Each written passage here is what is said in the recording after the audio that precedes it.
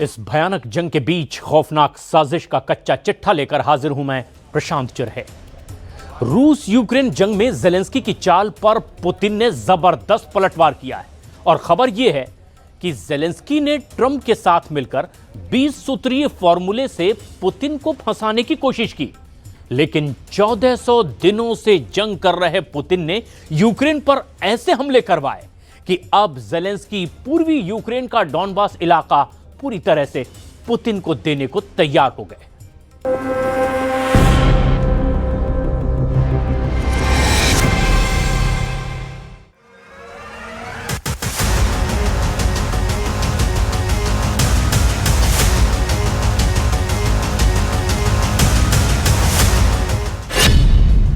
1400 दिन बाद हार गए ज़ेलेंस्की, डॉनबास पर अब पुतिन का कब्जा। इस वक्त रूस यूक्रेन जंग ऐसे मौके पर पहुंच चुकी है जहां ज़ेलेंस्की के सामने सिर्फ एक ही रास्ता बचा है, या तो पुतिन की शर्तें मान लें या फिर नए साल 2026 में यूक्रेन पर अब तक का सबसे बड़ा रूसी हमला सहने के लिए तैयार हो जाएं। रूस यूक्रेन जंग को 1400 दिन पूरे हो चुके हैं। 3 साल 8 महीने से ज्यादा की जंग में यूक्रेन अभी तक रूस को अपनी जमीन से खदेड़ नहीं पाया। पिछले 24 घंटे में रूस ने यूक्रेन के 1800 से ज्यादा सैनिकों को मार डाला और पूर्वी यूक्रेन का किला कहे जाने वाले डॉनबास पर रूस ने 80 से 85% इलाके पर कब्जा कर लिया है, या यूं कहें कि पुतिन ने यूक्रेन का पूर्वी किला जीत लिया है।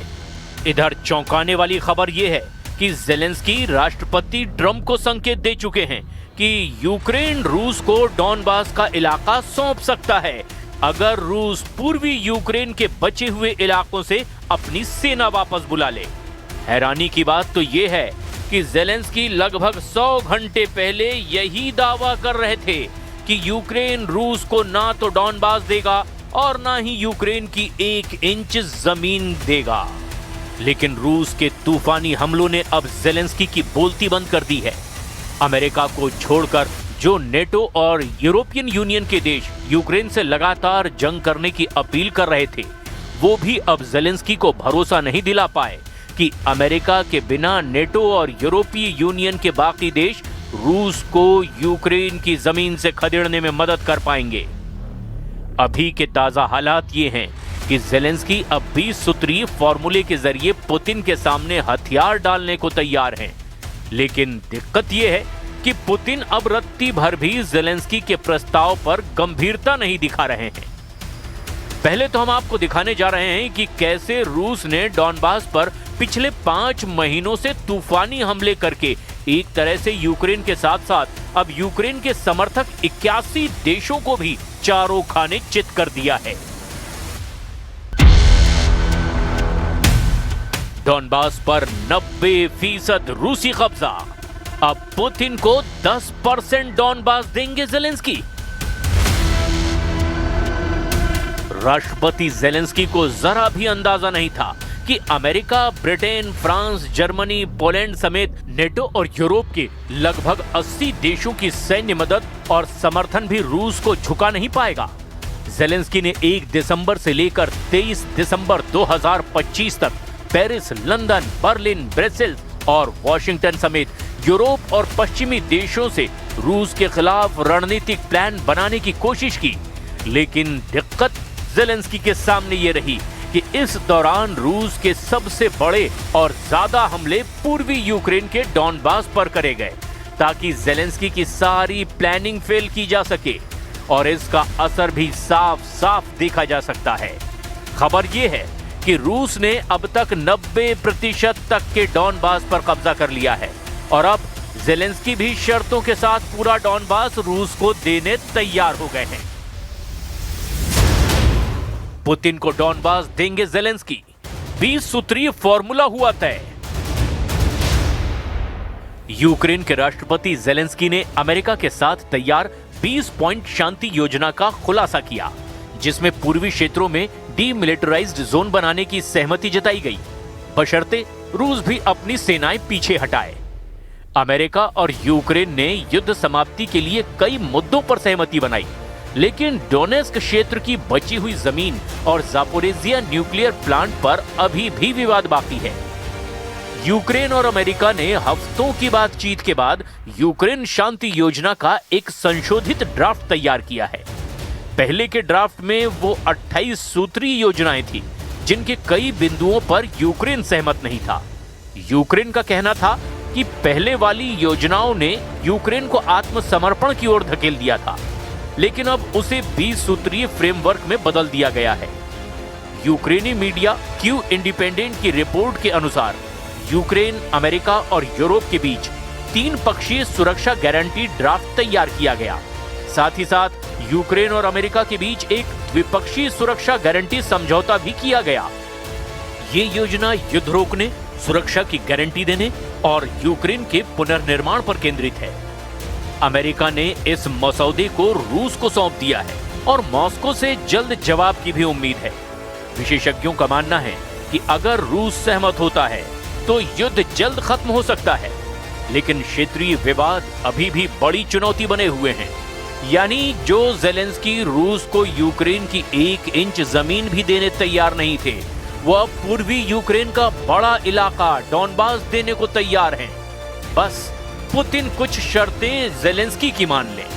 लेकिन ताजा खबर यह है कि रूस ने प्रस्तावित क्रिसमस सीज फायर को ठुकरा दिया है, जबकि यूक्रेन, अमेरिका ने इसे शांति की दिशा में सिग्नल माना है। 25 दिसंबर 2025 की ताजा रिपोर्ट के मुताबिक रूस ने यूक्रेन के राष्ट्रपति व्लादिमीर ज़ेलेंस्की द्वारा पेश किए गए नए 20 सूत्रीय शांति प्रस्ताव को उसकी वर्तमान स्थिति में स्वीकार करने से इनकार कर दिया है। क्रेमलिन ने कहा है कि वो इस योजना को वर्तमान स्वरूप में स्वीकार नहीं करेगा और इसमें बड़े संशोधनों की मांग की है। रूस का कहना है कि इस प्रस्ताव में उसकी प्रमुख चिंताओं जैसे नेटो के विस्तार पर प्रतिबंध, यूक्रेन की तटस्थ स्थिति और इन सब का समाधान नहीं किया गया है। रूस ने अग्रिम पंक्ति पर विदेशी सैनिकों की उपस्थिति के प्रस्ताव को सिरे से खारिज कर दिया है। इसके अतिरिक्त रूसी अधिकारियों ने स्पष्ट किया है कि कोई भी समझौता युद्ध के मैदान की वर्तमान वास्तविकताओं यानी कब्जे वाले क्षेत्रों पर रूसी नियंत्रण पर आधारित ही होनी चाहिए। Напередодні Різдва русські вкотре показали, хто вони насправді. Масовані обстріли, сотні шахедів, балістика, кинджали – все було. Так б'ють безбожники, так роблять ті, хто не має абсолютно нічого спільного – християнством і будь-чим людським. Але ми тримаємось, ми підтримуємо один одного і ми молимося сьогодні за всіх, хто на фронті, щоб повернулися живими, за всіх, хто в полоні, щоб повернулися додому. इधर रूस ने क्रिसमस के मौके पर भी यूक्रेन पर हमले नहीं रोके हैं। खबर है कि यूक्रेन ने भी रूस के कई इलाकों पर ड्रोन से हमले की कोशिश की ताकि रूस को भारी नुकसान पहुंचाया जा सके। लेकिन रूस ने यूक्रेन पर बड़े हमले करके ड्रोन और मिसाइल दाग दिए, जिसमें कम से कम 3 लोग मारे गए, कई क्षेत्रों में बिजली गुल हो गई। रूसी सेनाओं ने डोनेस्क क्षेत्र के सेवरस्क शहर पर पूरी तरह से नियंत्रण हासिल कर लिया है, जो क्रामाटोर्स्क और स्लोवियांस्क जैसे किले बंद शहरों के लिए खतरा बढ़ता जा रहा है। रूस ने यूक्रेन के ओडेसा क्षेत्र पर लगातार हमले तेज किए हैं, जिसके बंदरगाह और ऊर्जा सुविधाएं प्रभावित हुई हैं। ज़ेलेंस्की ने इसे रूस की समुद्री पहुंच ब्लॉक करने की कोशिश बताया है। अमेरिकी खुफिया रिपोर्ट्स का दावा, युद्ध नहीं रोकेगा रूस। जबकि दूसरी तरफ अमेरिकी खुफिया रिपोर्ट्स के मुताबिक पुतिन के युद्ध लक्ष्य अपरिवर्तित हैं, यानी उसमें कोई बदलाव नहीं जो उन्होंने मंसूबा पाला है। वो पूरे यूक्रेन पर कब्जा चाहते हैं, भले ही शांति वार्ताएं चलती रहें। रूस ने प्रस्तावित क्रिसमस सीज फायर को भी ठुकरा दिया, जबकि यूक्रेन और अमेरिका ने इसे शांति की दिशा में सिग्नल माना था। यूक्रेन ने रूस के तुला क्षेत्र में सिंथेटिक रबर प्लांट और क्रीमिया में ड्रोन स्टोरेज पर भी हमले कर दिए। रूसी सेनाओं ने 2025 में यूक्रेन के लगभग 1800 वर्ग मील क्षेत्र पर कब्जा किया, लेकिन भारी नुकसान हुआ है। लगभग 3,82,000 रूसी सैनिक मारे गए हैं। यूरोपीय संघ ने यूक्रेन को 90 बिलियन यूरो का लोन देने पर भी सहमति जताई है, जो रूस के द्वारा मुआवजा दिए जाने पर ही चुकाना होगा। ज़ेलेंस्की ने कहा कि शांति योजना में यूक्रेन को नेटो जैसे मजबूत सुरक्षा गारंटी मिलेगी और रूस के साथ नॉन अग्रेशन एग्रीमेंट होगा, तब जंग रुकेगी। लेकिन मौजूदा हालात को देखते हुए रूस यूक्रेन जंग रुकने की संभावना बिल्कुल ना के बराबर है। В переговорном процессе по украинскому регулированию, я имею в виду в переговорном процессе Соединенными Штатами Америки, наблюдается медленное, но верное продвижение вперед.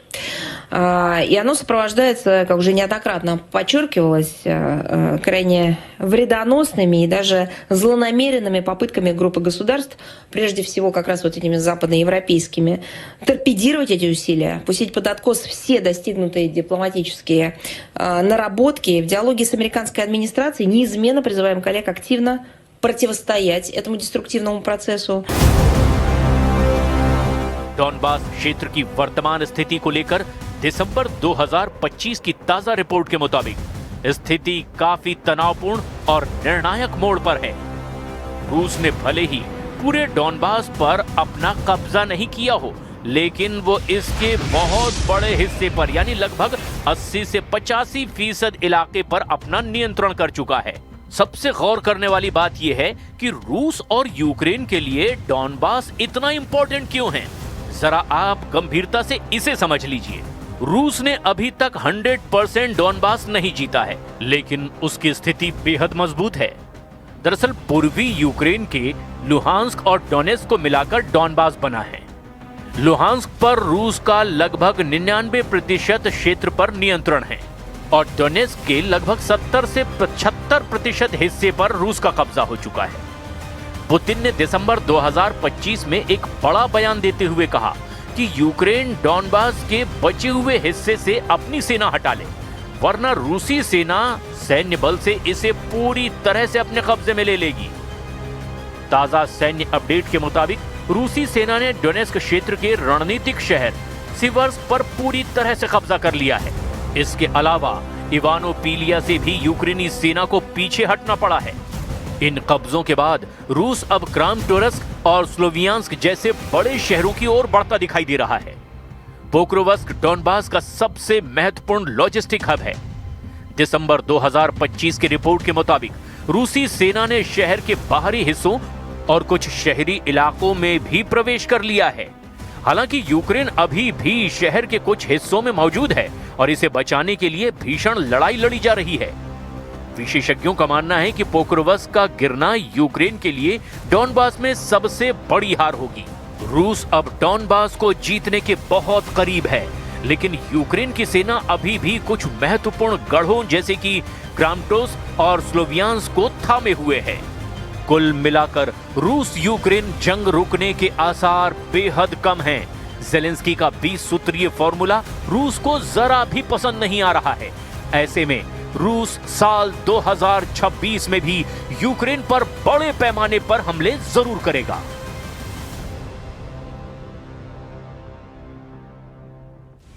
क्या गाजा का वजूद ही पूरी तरह से खत्म हो जाएगा? क्या हमास के नए हमलों ने इजराइल को अब एक बार फिर बड़ी प्लानिंग पर आगे बढ़ने का मौका दे दिया? क्योंकि इजराइल ने अमेरिका के साथ मिलकर एक ऐसा प्लान बनाया है कि हमास लड़ाकों के साथ साथ फिलिस्तीनियों की भी पहचान पूरी तरह से खत्म हो जाएगी। अमेरिकी मीडिया ने दावा किया कि बहुत जल्द गाजा को गाजा स्मार्ट सिटी में बदल दिया जाएगा और इसके लिए अमेरिका ने इजराइल के साथ मिलकर के प्रोजेक्ट सनराइज शुरू कर दिया है। बड़ा सवाल कि 20 लाख की आबादी पर यह कितना भारी पड़ेगा?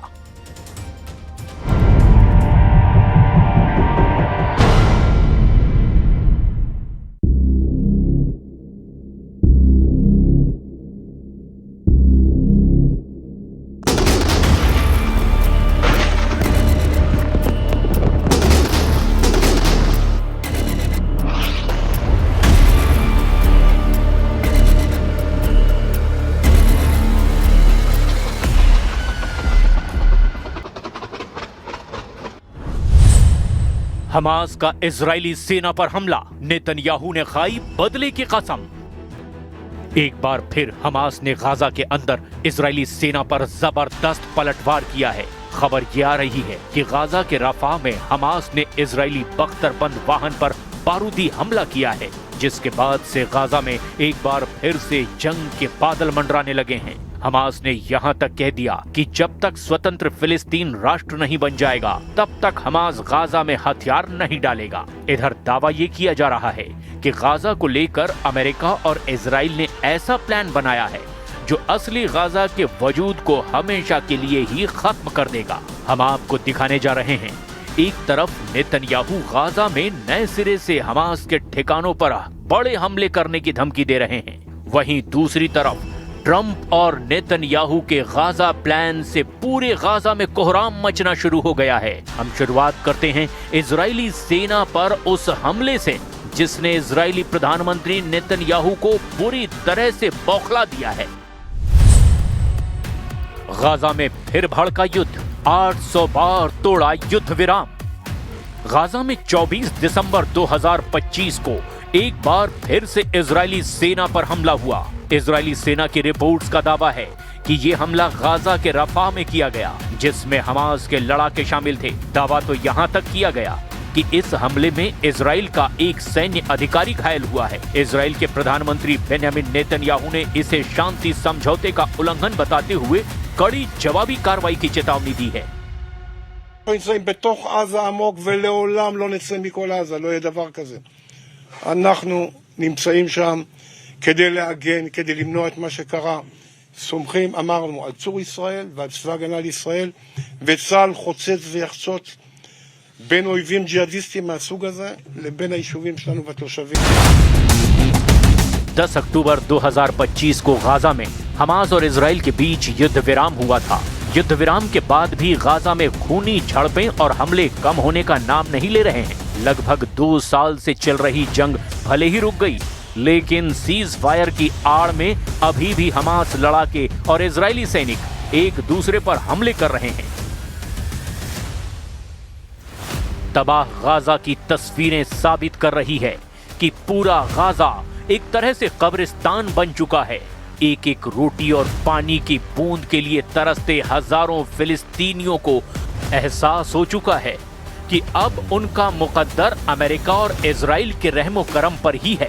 गाजा में 90% इमारतें तबाह हो चुकी हैं, लेकिन उसके बावजूद हमास के तेवर जरा भी ढीले नहीं पड़े हैं। हमास इजराइल के बीच हुई सीज फायर में कुछ शर्तें ऐसी है जिन्हें मानने से हमास ने साफ इनकार कर दिया है। हमास ने एक तरह से ट्रंप और नेतन्याहू को खुला चैलेंज दिया है। 10 अक्टूबर 2025 को हुए समझौते के बाद से इजराइल ने 800 से ज्यादा बार युद्ध विराम का उल्लंघन किया, जबकि इजराइल का दावा है कि वो अपनी रक्षा के लिए हमले कर रहा है। गाजा में 25 दिसंबर 2025 तक कुल मौतों की संख्या लगभग 70,942 है, जबकि घायलों की संख्या 1,71,195 से ज्यादा है। अक्टूबर 2025 में सीज फायर लागू होने के बाद भी लगभग 400 से ज्यादा मौतें दर्ज की गई हैं। בעזרת השם בבוא העת גם בצפון עזה נקים גרעיני נחל במקום היישובים שנעקרו. נעשה את זה בדרך נכונה, בעיתוי המתאים. יש כאלה שמפגינים, זה בסדר, אבל אנחנו שרים, אנחנו צריכים באופן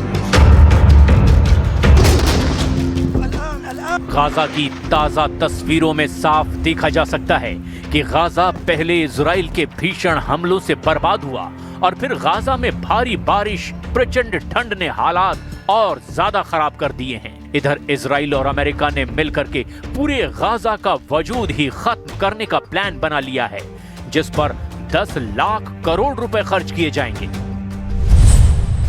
10 लाख करोड़ से गाजा बनेगा ट्रंप गाजा। करीब 23 लाख की आबादी वाले गाजा में से लगभग 20 लाख लोग बेघर हो चुके हैं, यानी करीब 90% आबादी को अपना घर छोड़ना पड़ा है। ऐसे हालात में अमेरिका की योजना गाजा को एक नई शुरुआत देने का दावा करती है, लेकिन इसे जमीन पर उतारना बेहद चुनौतीपूर्ण माना जा रहा है। अमेरिका और इजराइल मिलकर 9,30,000 करोड़ रुपए से गाजा को स्मार्ट सिटी बनाने जा रहे हैं। गाजा को स्मार्ट सिटी या स्मार्ट गाजा बनाने को लेकर ट्रंप सरकार 5 लाख करोड़ देगी, जिससे गाजा में लग्जरी रिसोर्ट होंगे, हाई स्पीड ट्रेन चलेंगी। इस योजना को अमेरिकी राष्ट्रपति डोनाल्ड ट्रंप के दामाद जेरेड कुशनर और अमेरिका के विशेष प्रतिनिधि स्टीव विटकॉफ ने तैयार किया है।